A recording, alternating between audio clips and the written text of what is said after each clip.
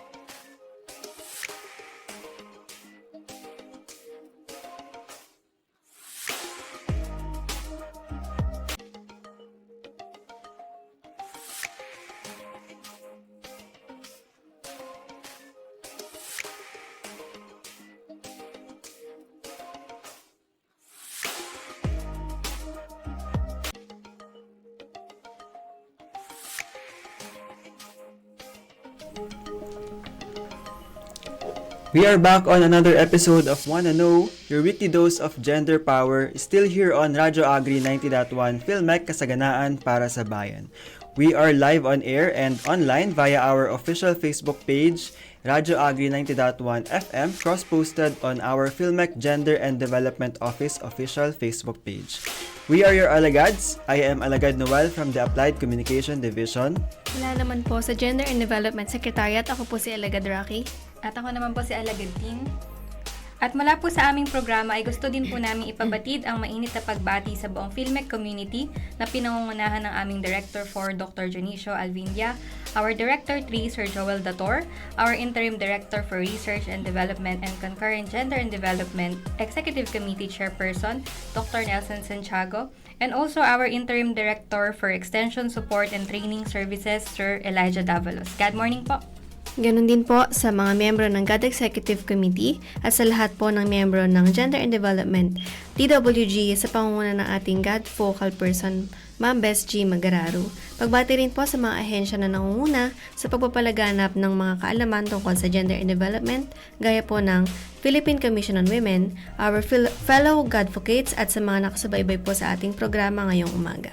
And gaya ng sabi natin last time, no, today is a special episode as we observe yung ating 18-day campaign to end violence against women starting today, November 25 until December 12. But before we proceed, let us have a quick recap first about our previous topic on International Men's Day that we observe yearly on November 19. So ang International Men's Day nga po ay isang pandaigdigang pagdiriwang na nakalaan upang kilalanin yung mga kalalakihan natin at yung kanilang positibong kontribusyon sa kanilang pamilya, komunidad at sa lipunan. So, ang Global IMD theme po for 2025 is Celebrating Men and Boys. And last episode nga rin po ay napag-usapan natin yung 6 pillars ng IMD. Una na nga dyan yung pag-promote, no, ng positive male role models. And sineselebrate din ng time na to yung men's positive contributions to society, as well as yung kailangan may focus din yung mental health and well-being nila. And hina-highlight din ito yung discrimination against men since nabanggit natin no, sa mga previous episodes natin na kung merong discrimination sa mga kababaihan, of course, meron ding mga discrimination against sa mga kalalakihan. And part din ng 6 pillars of IMD is to improve yung gender relations and i-promote yung gender equality and to create a safer, better world for everyone. And na-discuss din natin yung mga common issues na hina-highlight tuwing International Men's Day. Again, yung men's health and well-being, social roles and family, and yung education and development. So mga Karadyo Agri, if you missed the previous episode, you can still access the replay on our YouTube channel, Radyo Agri 90.1 FM Filmec. And for this episode, you can like and follow our official Facebook page, Radyo Agri 90.1 Filmec, our Filmec GAD Office Facebook page, and don't forget to share our live stream episode this morning. Ayan, so ngayong episode naman mga karadyo ay ating pag-uusapan yung isang matagal ng problema na patuloy sumisira sa pamilya and of course sa ating komunidad. So ito yung karahasan laban sa kababaihan or VAW, or mas kilala natin bilang Violence Against Women. So, share lang din natin kahapon, yung Filmec po ay officially na pong nag-start ng ating activity regarding po sa 18-day campaign, and nakapagdaos na nga po tayo kahapon ng ating kick-off activity. So, dahil po dito sa VAW or yung sa Violence Against Women, taon-taon ay may mahalagang mekanismo at panawagan yung ating pamahalaan at iba pa pong ahensya para tugunan itong problem na ito. So, ito nga po yung kaninang nabanggit natin, yung 18-day campaign to end VAW na ating ino-observe po tuwing November 25 hanggang December 12. So, medyo napaaga lang yung ating kick-off, no? Pero, doon kasi maraming dito sa ating tao, kumbaga, nagtipon-tipon yung ating mga empleyado, no? So, itong 18-day campaign ay taon-taon nating ginaganap, alinsunod yan sa Proclamation 1172 Series of 2006. So, bakit nga ba natin to kailangan pag-usapan, no? So, sabi din ni United Nations, dinedefine niya yung Violence Against Women or VAW bilang anumang aksyon ng karahasan na nakabatay sa kasarian na nagdudulot o posibleng magdulot ng pisikal, sexual o mental na pinsala o paghihirap sa kababaihan, kasama na ang pagbabanta ng mga ganitong aksyon, pamimilit o sa pilitang pagkakait ng kalayaan, nangyayari man ito sa publiko o sa pribadong buhay. So, batay nga doon sa sinabi ng United Nations, yung karahasan at banta ng karahasan ay pwedeng maranasan din ng kahit sinong babae. So, anumang edad mo, kulay ng balat, gender identity, lahi, kapansanan o estado sa buhay. Pero hindi lang ito problema ng mga babae o ng mga mismong victim survivor. So, sa totoo lang din, pangkalahatang issue ng ang VAW na nakakaapekto sa lahat ng gender. So, kaya nga, tinatawag din itong gender-based violence. Ayan, so ang karahasan laban sa kababaihan at kabataang babae ay nananatili nga daw na pinakamalawak at pinakaugat na paglabag sa karapatang pantao sa buong mundo. Ito ay isang manifestasyon ng sistemang hindi pagkakapantay ng kasarian o yung tinatawag na systemic gender inequality. So dulot din ito na ay yung mapaminsalang pamantayan sa lipunan o yung harmful social norms, diskriminasyon at hindi balanse na or di pantay nga na power dynamics na patuloy na naglalagay sa kababaihan at kabataang babae sa panganib. So, sa pangkalahatan, halos isa daw sa bawat 3 babae o tinatayang 736 milyong kababaihang edad 15 pataas ang nakaranas ng physical at or sexual na karahasan sa kanilang buhay at madalas ay galing mismo sa kanilang karelasyon or intimate na mga partners. So, higit pa rito, nakakabahala na mahigit 640 milyong babae na yung dumanas ng karahasan sa kamay ng kanilang mismong mga karelasyon. Ang epekto nito ay malawak at pangmatagalan na nagdudulot ng malalim at permanenteng pinsala sa mental, physical at reproductive health ng mga kababaihan. Noong taong 2023 lamang, itinataya daw na 51,100 na kababaihan at kabataang babae ang pinaslang ng kanilang karelasyon o miyembro ng pamilya. Nangangahulugan nito na 149 na deaths kada araw o isang trahedya na nagpapahiwatig ng pangangailangan para sa sistematiko at tuloy-tuloy na pagkilos laban sa BAW. Dahil nga dito, napakahalaga na maunawaan natin ano ba yung layunin ng 18-day campaign to end violence against women. So yung parang yun, para sa mga hindi aware, parang andun siya, nasa society siya, pero hindi mo siya nakikita. So, ayun, di ba? Parang 140 deaths kada araw. Biruin mo, di ba? Ilang buhay yung nasasayang araw-araw because of this societal issue. So, yung campaign na yun, so overall, yun yung campaign background. But this year, ano ba yung mga focus ng or objectives natin for this year para sa 18-day campaign to end VAW? So, to deepen our commitment na wakasan nga yung violence against women at makabuo tayo ng ligtas at makatarungan na future para sa mga kababaihan and also sa mga future generation dito sa Pilipinas. So, nananawagan yung PCW or Philippine Commission on Women kasama yung Interagency Council on Violence Against Women and Their Children sa bawat one at wana na makiisa sa annual 18-day campaign to end VAW. So, sabi nga natin kanina, hindi lang ito laban ng kababaihan, laban ito ng lahat. So, kasama tayo, women and everyone, we for gender equality. So, lahat tayo, meron tayong pwedeng gawin, maliit man na bagay o malaking bagay, to contribute para wakasan yung societal issue na to. So, from 2022 to 2027, meron tayong team na United for a VAW-Free Philippines. So, binibigay din ng campaign na to yung transformative power ng sama-sama at coordinated na aksyon para matugunan yung mahalagang issue na to. So, kaagapay ng Unite by 2030 to End Violence Against Women, isa itong global initiative ng UN Women na pinapatibay yung campaign na yung mensahe ay tunay na pangmatagalang pagbabago.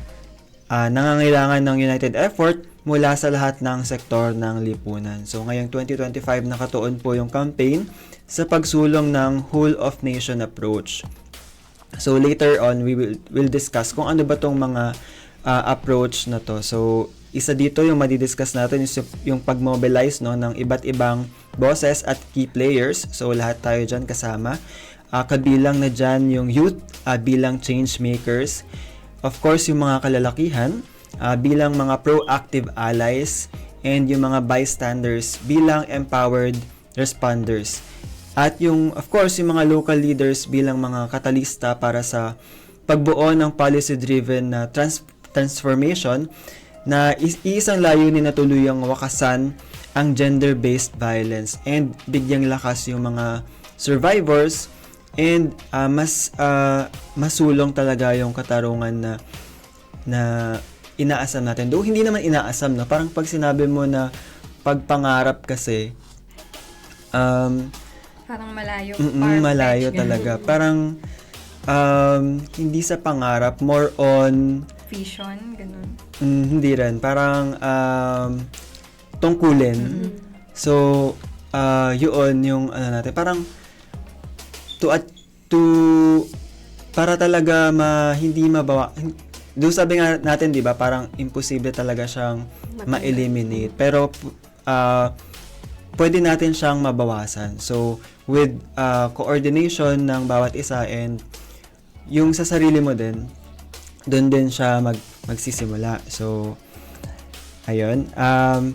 So, nabanggit natin, no, yung overall na campaign background and yung campaign focus and objectives. So, paano ba tayo makaka-participate or paano ba tayo makaka-contribute sa kampanya na ito? So, 18 days, di ba? Meron tayong 18 days. Actually, hindi nga lang 18 days dapat to kasi dapat everyday, di ba? Parang more on this time lang natin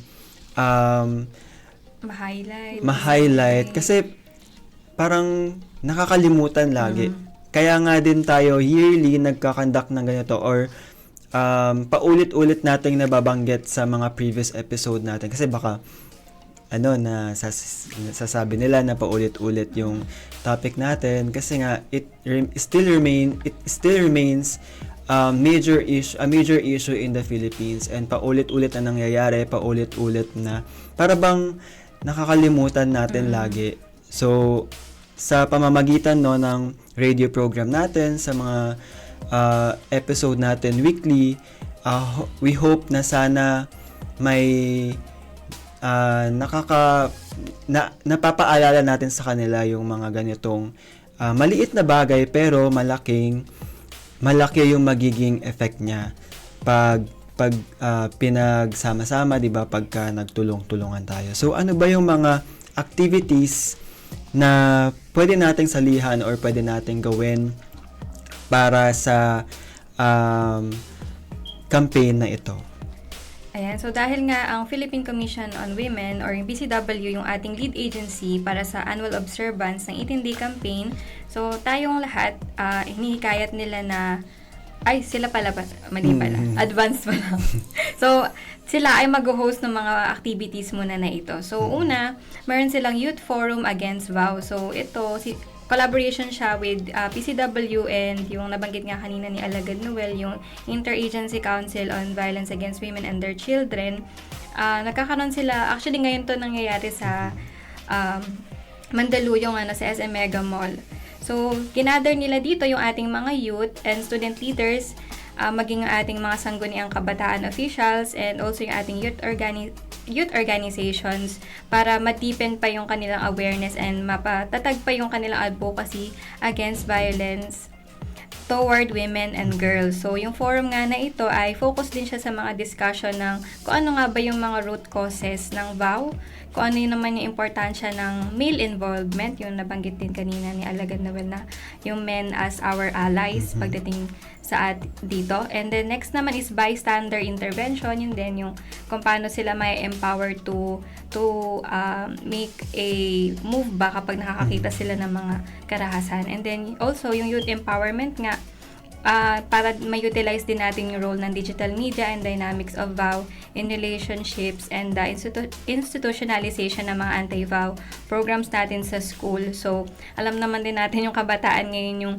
yung boses, kasi nakita natin sila proactively na nagjo-join sa mga advocacy. So, kasama na din dito yung VAW. Then, next naman is yung ating development of compendium of IEC materials for the anti-VAW campaign. So, ito daw ay isang booklet format compendium na ipapublish ng PCW na mayroong mga key information, education, and communication materials na na-develop throughout the campaign's implementation. So, ito yung magiging reference materials ng ating mga advocates, educators, and stakeholders containing itong mga frequently asked questions natin tungkol sa anti-VAW laws and advocacy tools. So, pwede nating ma-access ito sa PCW CAD Digital Library sa library.pcw.gov.ph. And aside from those, meron ding media engagement para suportahan yung National Action Plan to End VAW. So, magkakaroon po yung PCW ng media engagement or press conference to officially present yung 2025 campaign. So, para ito sa pag-raise din ng awareness sa mga gender-based violence and ma-highlight yung roles ng various sectors, including nga yung mga kabataan, men, and local leaders. And meron ding Do the Macho Choir Challenge. So, para ito sa mga creative social media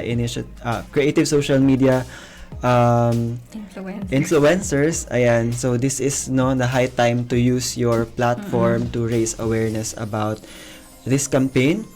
And para to reinterpret yung 2018 Macho Choir na mga radio plugs kasi siguro baka mga outdated na So ito yung paggamit ng music and performance to challenge or spark conversations around catcalling and sexual harassment. Siguro meron din dito pag sa society kasi pag tinitignan nila yung mga kalalakihan na sila yung promotor ng pag-catcall and more parang men yung usually involved when we talk about sexual harassment. So parang with this through this campaign, parang mabawasan sana yung ganitong parang discrimination na rin siya, no? And then pag-stereotype sa mga kalalakihan. And of course, meron din tayong tinatawag na hashtag Mr. Respeto Challenge. It's a digital campaign promoting naman yung Filipino masculinity. So, yung mga men and boys natin are encouraged to post personal stories, yung kanilang mga reflection or pledge nila under the hashtag Mr. Respeto to counter yun nga yung mga harmful stereotypes and promote respect and accountability.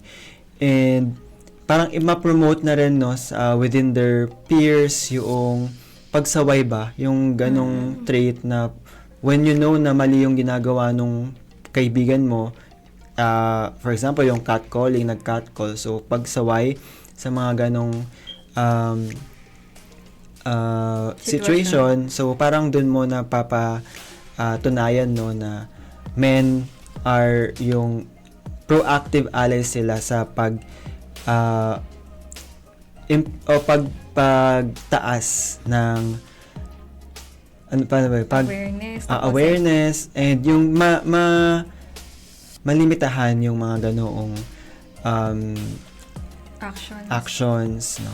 So last naman is yung vow to end vow. So parang ito na yung lagi nating ginagawa, no. So every year we renew yung ating commitment, yung ating vow to end violence against women.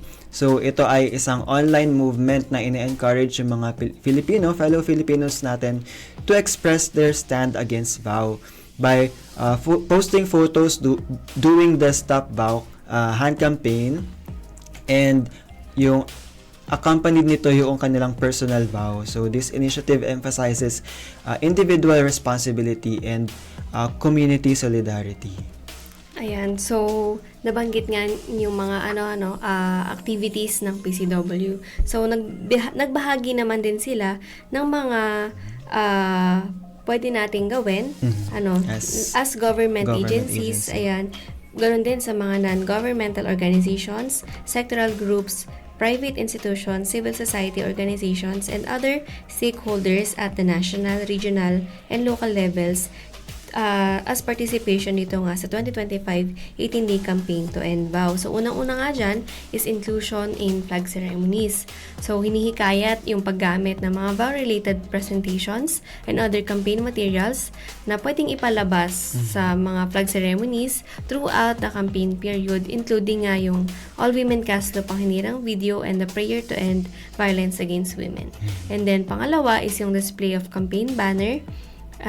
Yung official campaign banner for this year can be printed and makukuha din siya sa PCW library or website with the participating stakeholders' own logo and displayed at yung mga areas or places na mas nakikita ng madaming tao, ayan, to spark conversation and sa mga official sa mga respective offices and landmarks ng ahensya. And then number 3 is online participation. We can upload the official campaign logo, banner, advocacy videos, and other materials on websites and social media accounts. We can also share vow-related news, articles, photos, and other relevant information online using the hashtag VowFreePH and other campaign hashtags. We can also use the 18-day campaign to end vow Facebook profile frame, which is available sa PCW Facebook page. And then also pwede rin tayong mag-download, send, and use yung mga anti-vow digital sticker packs on messaging platforms like Viber and Telegram.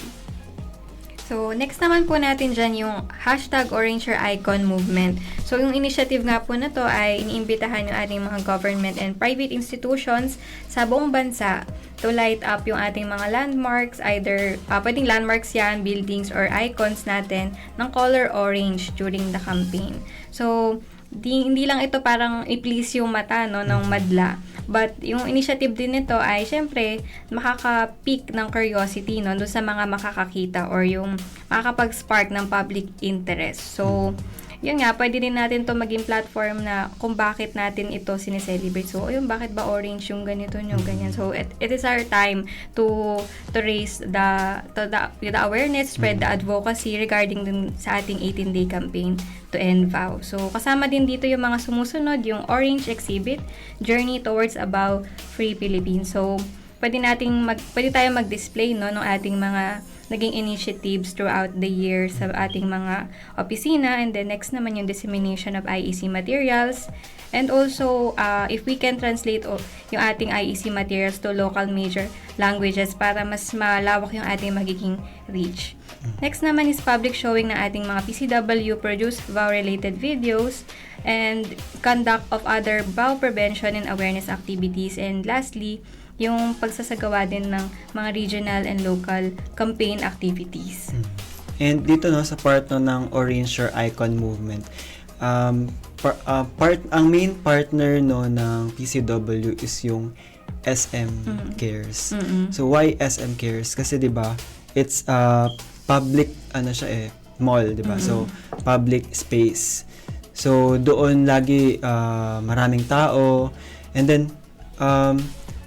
pag nakita nila no na, or for example din tayo dito sa Filmex, so every Friday ay parang pinapakita natin yung commitment natin or our support dito sa campaign na to by wearing orange. So parang sa part ko, parang kung ako yung makakita ng group of people wearing orange, bakit kaya sila naka-orange lahat, no? So parang dun magi-spark yung curiosity ko na bakit sila naka-orange, anong meron ngayong araw. So yun, sana ganun din no yung maging reaction no ng iba na hindi pa aware sa campaign na ito. And meron din akong mga nakita no sa online platforms na yun nga, parang tinitignan nila yung campaign na to as activity no ng parang sa government related. Although may part din na ganon. Pero syempre personally, parang ano din naman siya, sa pansarili din natin yun. So for the country din naman yung initiative na ginagawa natin para dito. And ayan, na-discuss natin no yung overall campaign or campaign background ng 18-day campaign to end violence against women, as well as yung campaign activities for this year, and yung paano ba tayo makikipag-participate. So yun yung mga na-discuss natin sa part 1 ng ating episode ngayong araw. So mga ka-Radyo Agri, we'll discuss more about our topic. Stay tuned. Wanna Know will return after the short break.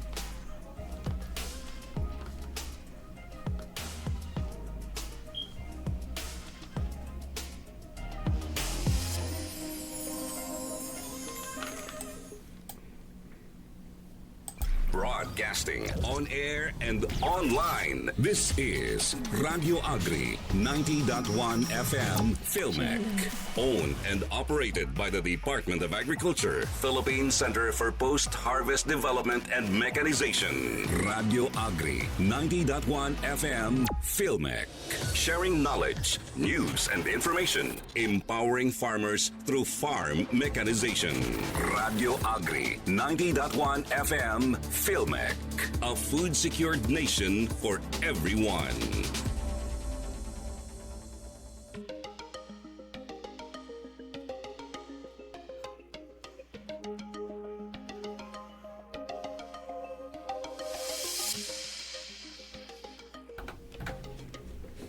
Kayo pa rin po ay nakatutok sa Radyo Agri 90.1 FM, kasaganaan para sa bayan. Ito ang programang Wanna Know, your weekly dose of gender power, at kami pa rin po ang inyong mga kasama. Ako po si Alagad Noel. At ako po si Alagad Tin. Ako naman po si Alagad Rocky. At kung kayo po ay may mga katanungan o suhestyon, maaari pong mag-iwan ng komento sa ating comment section o kaya naman magpadala ng mensahe sa aming official Facebook page, Radyo Agri 90.1 Filmec, o sa Filmec God Office. And kung may na-miss po kayo na episodes dito sa Wanna Know, you can still watch the replay on our YouTube channel, Radyo Agri 90.1 FM Filmec. At sa pagpapatuloy nga po ng ating usapan ngayong araw, tungkol sa 18-day campaign to end violence against women, ay pag-uusapan naman natin yung key objectives ng kampanya. So bakit nga ba natin pinag-uusapan ito? Bakit ba natin ginagawa to? And bakit ba 18 days? So yun ba?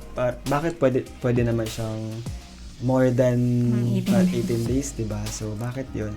And ayan, to start is yung first key objective is to accelerate the implementation of the National Action Plan to end violence against women. So yun yung nabanggit natin kanina during discussion natin sa campaign background. So ano ba itong ano ba yung ibig sabihin nito? So kailangan mas mabilis or mas epektibo yung pagpapatupad ng mga lokal na pamahalaan ng mga programa o patakaran na magpo-protect sa mga kababaihan. So kasama rito yung pagsiguro na dapat may sapat na serbisyo para sa mga biktima, and may malinaw na mechanism kung paano ba makakatulong yung mga bystanders na makapag-report sila ng mga na-witness nila na insidente ng violence, and yung aktibong pagkilos ng komunidad, buong komunidad sa BAW. Sinasabi nga natin, lahat tayo ay may ambag sa issue na ito. So ano ba yung ilan sa mga example? Meron tayo mga barangay BAW desk na mandated ng batas ng RA 9710, pero minsan kasi parang kulang yung mga staff. So yun yung gustong siguruhin ng first key objective na ito, na magkaroon din kung possible, magkaroon ng 24/7 na BAW desk sa mga barangay para mas mabilis na makapag-report yung mga biktima. And also siguro yung emergency na hotline din ng barangay. And ilan sa mga example dito sa Pilipinas is yung Davao City's Women and Children Protection Unit. So sila yung parang may mabilis na response team. So siguro mataas yung response rate nila. So positive yung mga feedback sa kanila na natatanggap. So sila yung parang isa sa mga modelo na pwedeng pagkuhanan ng mga other LGUs ng kanilang best practices para mas ma-improve yung kanilang services sa kanya-kanya nilang BAW desks. And also meron din yung Quezon City, meron silang Gender Fair Ordinance na nagbibigay ng mabilis na proseso para sa mga survivors. So sa mga survivors ng violence naman sila nakatuon, and meron silang local policy implementation na pwedeng palawakin or makuha nga ng iba pang mga lungsod. Ayan, so another na key objectives ng campaign is to mobilize youth to speak out against violence, raise awareness, and actively advocate for a BAW-free future. So nangangahulugan ito na dapat ay hikayatin yung mga kabataan na makilahok sa mga kampanya at magsagawa ng mga diskusyon at proyekto tungkol sa BAW at maging boses din ng pagbabago sa kanilang mga paaralan at komunidad. So katulad nga niyan is yung student councils at youth groups na gumagawa ng mga BAW awareness campaigns sa kanilang mga school, and mga kabataang nag-oorganisa ng social media advocacy posts gamit yung hashtag BAWFreePH, and pagsasagawa ng youth-led forums, spoken word performances or art exhibits tungkol sa pagrespeto sa kababaihan. So halimbawa nga dito is yung hashtag Safe Space for All campaigns ng students sa UP, PUP, Ateneo at iba pang mga universidad na tumatalakay sa harassment at consent.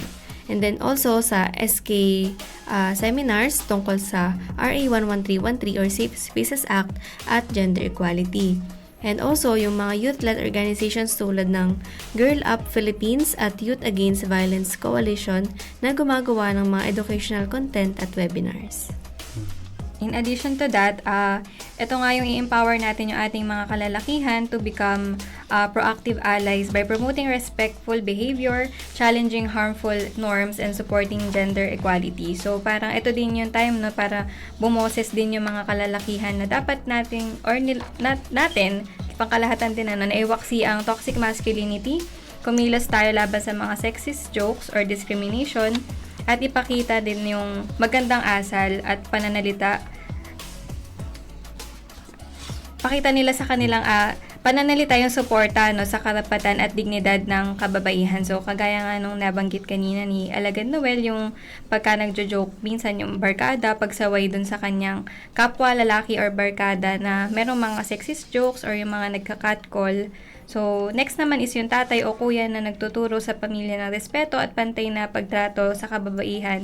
So, dito din medyo related siya dun sa ating International Men's Day na yung positive male role models na tinatawag, nag-start talaga siya sa ating tahanan. And next naman is yung men's group or male employees na nagsasagawa ng workshop on positive masculinity. So, another example natin dyan is itong Male Advocates for Gender Equality or MAGE na isang grupo ng mga kalalakihang nagtuturo tungkol sa respectful behavior at positive masculinity. So, next naman dyan, inline nito sa ating 18-day campaign, yung Men Opposed to Violence Against Women Everywhere o MOVE. So, ito yung isang national network ng mga male advocates mula sa iba't ibang ahensya ng gobyerno. And nabanggit na rin natin kanina yung mga bystanders to encourage them to take action, break the silence, and intervene safely and effectively. So, siguro sa mga parang sinasabi kasi, for example, may pamilya na may violence within their family. So parang yung kapitbahay na may naku-curious siya kung ano bang nangyayari doon sa kapitbahay nila. So parang laging sinasabi, 'di ba, away pamilya lang 'yan. So parang doon siguro since talamak yung mga ganong pangyayari, parang nasanay na ba? So parang sinasabi na hindi, ano lang yan, okay lang yan, maaayos din nila. Pero pag tinignan mo naman kinabukasan yung kapitbahay mo o kumare mo, ganun, o puro pasana, may sugat na, ganun. So ano ba yung mga dapat gawin ng ganun? And minsan din naman siguro kaya hesitant na sila na magsumbong or ano ba tawag doon? Or mag-intervene sa mga ganong sitwasyon kasi nadadamay sila. So ano ba yung mas safe and effective na way para makatulong sila doon? So yung mensahe na to, hindi dapat magbulag-bulagan yung sino man. So kapag may nakita tayong pang-aabuso, maaaring tumawag tayo sa mga otoridad na makakatulong talaga sa sitwasyon na yon. And emotional support sa mga biktima, and yun nga, again, magsumbong sa tamang opisina. So kung hindi mo kaya or umawat ganon, kasi baka natatakot ka na madamay ka, ganon, tumawag ka sa tamang authority na makakatulong sa'yo para hindi rin malagay yung sarili mo sa panganib. So meron yung mga kapitbahay na tumatawag sa mga barangay o police kapag may nawi-witness sila or may naririnig silang domestic violence. And yung mga kaibigan, kung meron tayong mga kaibigan na victim ng violence, we can support them or encourage them na kung hindi kaya nung survivor na mag-report, encourage natin sila or samahan natin sila sa women's desk. So may mga ilang situation na sa mga MRT or LRT, sa passengers ng train, na nagsusumbong ng harassment sa mga women's and children's help desk sa mga istasyon. So nabanggit natin before sa topic natin about RA 11313 or Safe Spaces Act, Bawal Bastos Law, na merong dapat mga desk sa mga public spaces na mabilis na mapupuntahan ng mga victim or nakaranas ng harassment in public spaces. So, meron din naman yung mga kapitbahay na tumatawag sa right authority nga para sa domestic abuse. Parang sana ma-practice or maging community response na siya sa mga barangay na kapag merong ganong mga situation ay mabilis na na-actionan ng barangay mismo. And yung pagbuo ng bystander intervention training sa ilang mga LGU, yun nga, paano sila yung mga safe way and effective way kung paano sila makaka-intervene or makakatulong sa situation ng domestic violence. Next naman natin pag-uusapan yung i-mainstream natin yung vow prevention across sectors para ma-ensure nga yung kaninang nabanggit na whole of nation approach, linking it with broader social, economic, and governance agendas to address yung ito nga ang root causes and systemic barriers ng vow. So, ibig sabihin nito ay dapat hindi lamang limitado sa social welfare o women's offices ang usapin ng vow. Kailangan natin itong isama sa education, kalusugan, trabaho, seguridad at pamamahala upang masolusyonan natin yung mga pinagmulan talaga ng karahasan. Kasama na nga dito yung kahirapan, no? So, yan talaga root cause yan ng lahat ng problema natin sa society. Next is yung discrimination at kakulangan sa oportunidad. So, pagdating sa education, ito naman yung pagtuturo natin ng gender equality at anti-vow topic sa curriculum. So, pag mas maagang na-aware yung ating mga kabataan tungkol sa anti-vow awareness or anti-vow mga advocacy, mas magiging effective ito, no? Kasi parang magiging way of life na nila itong paglaban din sa anti-vow. Mas ma-aware sila na, ito pala mang hindi natin dapat gawin.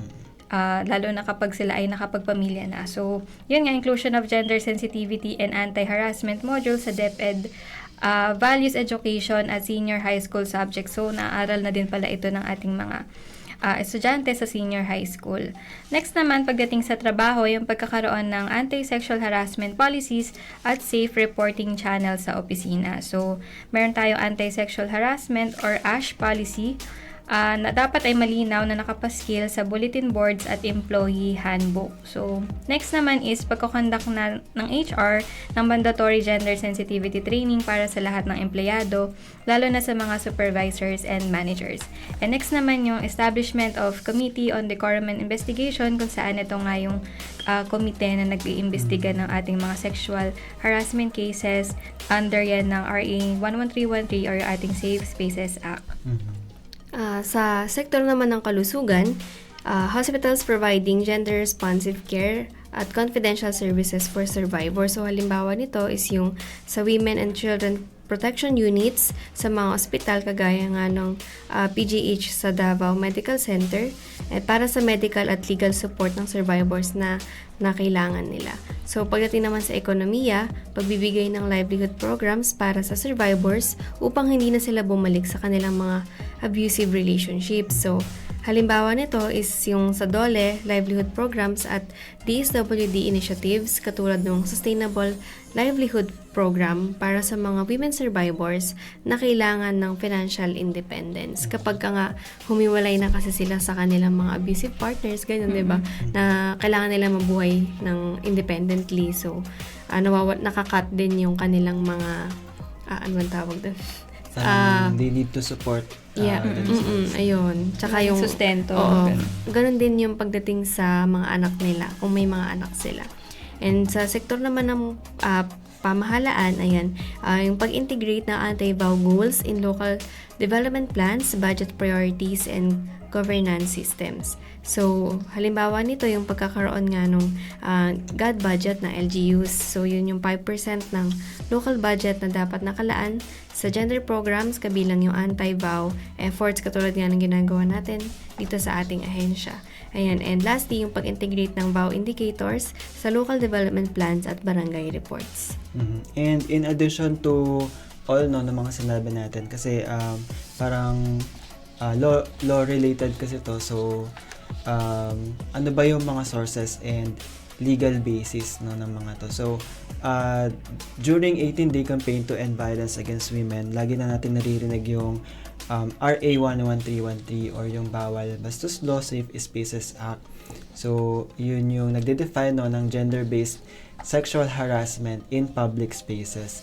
And meron din tayong before Safe Spaces Act, meron na ring existing na law, yung RA 7877 or yung Anti-Sexual Harassment Act of 1995, yung mga unlawful na pag-commit ng sexual harassment sa mga public spaces, dito sa atin sa workplaces, school, and sa iba pang environment. And also yung implementing rules and regulations ng Safe Spaces Act. So na-add kasi yung Safe Spaces Act, no? Kasi merong mga rules and regulations or situation under ng Anti-Sexual Harassment Act na hindi nako-cover. So, itong Safe Spaces Act, ito talaga yung magpoprotekta sa in any form no ng gender violence, hindi lamang sa mga kababaihan, maging sa mga kalalakihan and yung iba pa nating other genders. So, paano ba na susupport no yung sources na ito ng sa workplace measure since we are in working environment, so siguro i-add na rin natin no to para din maging aware yung especially dito sa Filmec community and yung other agencies no na partner natin and nakikinig na rin para sa mga nakikinig ngayon on air and online. So sa workplace policies, yung RA 1131T nga ay nire-require nila na magkaroon ng code of conduct and formal internal committee. Kaya nga tayo merong gender and development office dito sa ating agency and also sa iba ring mga agency no. Kasi yun yung magagamit nila para talaga ma-protect yung mga empleyado. And sa reporting mechanism, ayun nga, meron tayong Committee on Decorum and Investigation, and yesterday, when we conduct yung ating kick-off ng 18-day campaign to end violence against women, ay na-introduce na natin yung mga bagong committee natin. So sila yung pwedeng lapitan no ng ating mga fellow employees kung in case man or wag naman sana na maka-experience sila ng any form of harassment dito sa within our community dito sa Filmec. So yun siguro no yung mga ma-share natin for this episode. Actually marami pa talaga, and sabi natin no sa previous episode natin para meron na lang tayong 3 episodes, so including this episode for the rest of the year. So siguro sa 2 episodes na yon, ano ba yung mga pwedeng abangan ng ating mga Radyo Agri listeners and viewers dito sa Wanna Know. So expect nila siguro mas marami pang information about BAO, kasi sabi nga natin hindi natatapos yung usapin ng BAO sa kung ano lang yung Campaign period natin. campaign period. Parang ang daming pwedeng pag-usapan, ang lawak ng pwedeng pag-usapan when it comes to gender and development and violence against women, na everyday talaga kahit saan ka lumingon, pwedeng maaaring magkaroon or maaaring ma-witness mo yung mga ganito. Especially sa mga, yun nga, sa public spaces, i-reiterate na lang din natin sa mga tricycle drivers, ganyan. And para din ma-eliminate yung thinking ng society na sa lalaki nang gagaling, sila yung nagiging main promotor nga nung sexual harassment, when in fact pag tinignan natin may percentage din ng mga kababaihan na sila rin yung nagiging ano tawag doon, perpetrator ng violence. So may mga victim din, hindi lang kababaihan yung mga nagiging biktima ng mga harassment ng mga violence, of course yung mga kalalakihan. So hindi dapat natin din sila isantabi. So, ayun nga, nabanggit natin kanina na lahat tayo may ambag. So, women and everyone for gender equality. And siguro, before we end, iwan na lang din natin tong phrase na ito, no? So, sabi, vow ends with us. So, sino pa ba yung mag-e-end, no? Kasi sa atin din naman siya nagsimula, sa tao rin siya nagsimula. So, sino ba yung may power then to end or to eliminate yung violence against women? So, syempre tayo din. So, yung pagtatapos ng karahasan laban sa kababaihan ay hindi lamang laban ng iilan. So, laban nating lahat ito. So, let us stand, speak, and act for a vow-free Philippines. And, ayun, so hopefully, no, may natutunan yung mga viewers natin ngayon sa ating episode. And to before we end, yun nga sabi natin kanina, yung pag-support natin no sa campaign na ito is by wearing yung orange shirt. So meron pa tayong ilang Fridays to do this. Meron this week, so November 28, December 5 and December 12. So yun yung mga Friday na pwede tayong magsuot ng orange shirt to show our support sa 18-day campaign to end violence against women. And sana no, hindi lang tuwing araw na yon. And sabi nga rin natin, hindi rin tuwing campaign period natin pinapakita yung suporta natin sa campaign na ito, kundi araw-araw sa everyday in our lives, pwede natin siyang gawin. Kasi 'di ba sabi nga rin natin, yung maliit na bagay is malaki yung naging epekto niya. So, ayun, baka hindi ka rin aware, 'di ba, sa maliit na bagay pala na hindi mo paggawa ng something na makaka-violate no sa ibang tao, sa karapatan ng ibang tao. So, 'yun. And to end, Ayan. So, additional announcement din po is magkakaroon po tayo ng assessment workshop of 2025 God Tag projects using Hagadaga Pime on December 10 to 11, 2025. At dito na nga po nagtatapos ang atin pong usapan ngayong umaga. Kung kayo po ay may katanungan o suggestion, maaaring mag-iwan ng komento sa ating comment section o kaya naman ay magpadala ng mensahe sa amin pong official Facebook page, Radyo Agri 90.1 Filmec, or sa Filmec God Office. If you miss one of our episodes, you can watch our replay on our YouTube channel at Radyo Agri 90.1 FM Filmec. For more gender and development updates, you can visit our official website, cad.filmec.gov.ph. Muli, kami po ang inyong mga alagad ng gender and development at ito ang programang Wanna Know Your Weekly Dose of Gender Power. Abangan niyo po kami sa aming next episode dito pa rin sa ating himpilan, Radyo Agri 90.1 FM Filmec, kasaganaan para sa bayan.